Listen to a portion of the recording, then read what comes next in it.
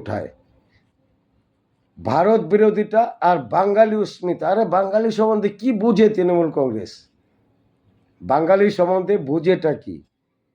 যে একটা পার্টি কংগ্রেসের পেট থেকে জন্ম নিয়েছে তৃণমূল কংগ্রেস, যে কংগ্রেস পার্টিটাকে একটা ইংরেজ বানিয়ে থয়ে গেছে আমাদের ভারতবর্ষে, শুধু ভারতীয়দের যে একটা ইংরেজের বিরুদ্ধে সংগঠিত আন্দোলন গড়ে উঠেছিল, সেই আন্দোলনটাকে একটু দুর্বল করার জন্য কংগ্রেস নামক একটা শক্তি গঠন করে।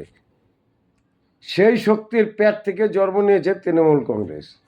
আর তৃণমূল কংগ্রেস ভারতের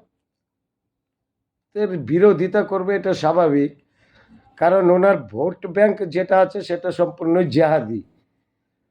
আর যদি বলেন রাষ্ট্রপতি মুসলমান কি নেই পশ্চিমবাংলায়, অসংখ্য আছে, অসংখ্য, কিন্তু এরা কখনোই তৃণমূল কংগ্রেসের সাপোর্টার নয়।